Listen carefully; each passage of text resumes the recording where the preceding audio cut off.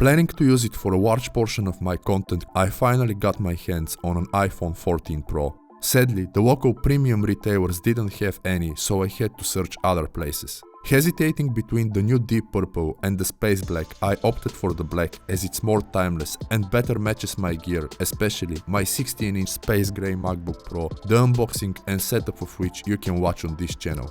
Coming from a 6S model, I think this is a massive update. I also think I won't take advantage of the larger screen or battery, so I got the Pro version with 1TB SSD to future-proof my working needs. Box.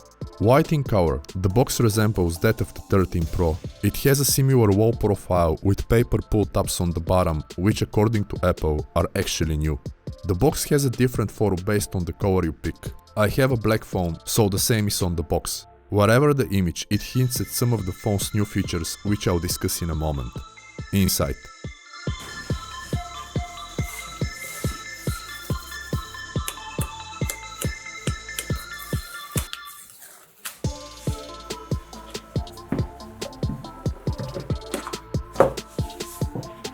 Inside the box there is the phone, some documentation, a SIM ejector, a USB-C to Lightning cable and a white Apple sticker. Needless to say, there is no power brick or headphones.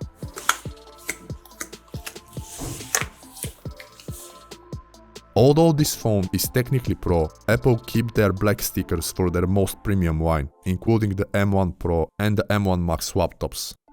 Color. Something to notice instantaneously is that the space black is absolutely stunning, looking different under different light. Mainly though, I think it resembles matte black and I really enjoy that. For those wondering, it's darker than the previous generation's graphite grey and the space grey of the MacBook Pros. Lit with the Emerald 200D and the White Dome 2 softbox, this iPhone 14 Pro looks slightly darker than my space grey MacBook Pro. Covered with natural sunlight, it shows different shades of its much darker color. Now that I have the device, I am exceedingly satisfied with the black, having no regrets about not picking the line's flagship color, which is the deep purple.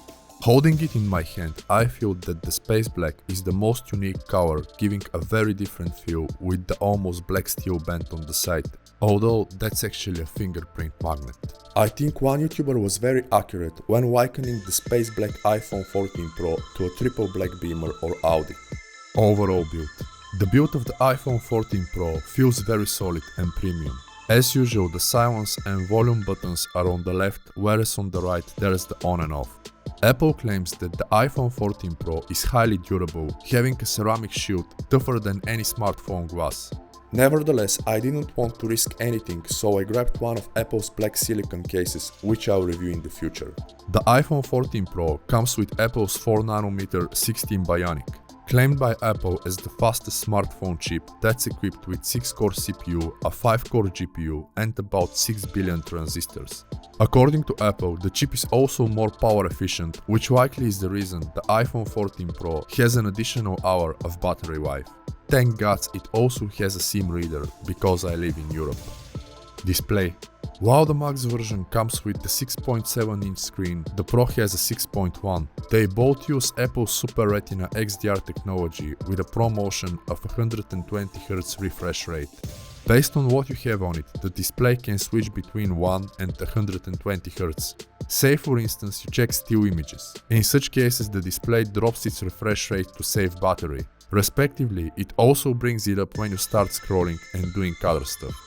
New features. Whatever you pick, the iPhone 14 Pro or Pro Max, the display has several new features. Incorporating software and hardware, the most hyped unquestionably is the brand new Dynamic Island.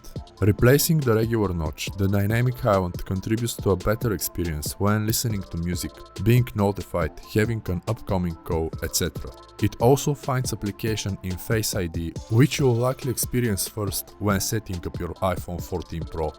Undoubtedly, Apple's ingenuity is pretty unmatched in transforming something dull and boring into one that is exciting and useful. As long as I heard, more apps will be optimized for the Dynamic Island with the newer updates. I personally have no issues with my M1 Max MacBook Pro notch, so I wonder how I will feel about this one. I also wonder what are your thoughts on it. Feel free to share them in the comment section. Satellite connection. Going above and beyond to keep you safe, the iPhone 14 Pro can be connected to an actual satellite just in case your connections go south. It also has a crash detection, which I think is pretty amazing, although I hope no one will actually need it. Cameras. Immediately noticeable are also the sizes of the lenses of the iPhone 14 Pro. Since I haven't tested them yet, I cannot give you a full review of the quality they deliver. I plan to do that in the future as I use the iPhone daily. From what I know, there is a significant update from the 13 Pro version, and apparently this is why I paid the extra for the 14, not the 13 Pro model. Lenses. The brand new main lens is 48 megapixels, that is 24mm with an aperture of f1.78. The ultra-wide and the telephoto are 12 each. The ultra-wide handles low wide twice as well as the previous model.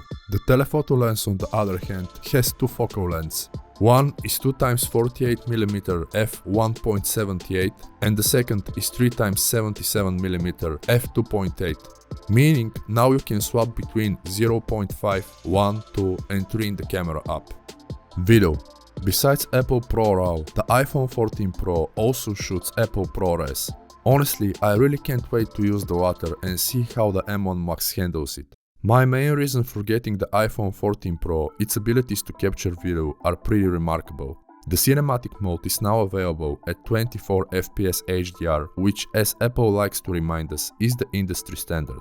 The iPhone 14 Pro can also film 4K at 24, 30 and even 60 FPS, which I can't wait to use with some slow-mo. Hopes and expectations. Coming from an iPhone 6 model and the Canon DSLR, I'm super excited to test the bokeh effect of the video and play with it in post. I also wonder whether this iPhone 14 Pro camera would better focus on / capture my face and not my mic when filming AirRAW. I really hope it will. All this, however, is a subject for a future video. Until then, feel free to share your thoughts on the iPhone 14 Pro and Pro Max in the comments below. Also, let me know whether you enjoy my work on this channel and suggest what kinds of videos you'd like to see. Should I keep the channel strictly for tech or should I add unboxings of clothes and sneakers?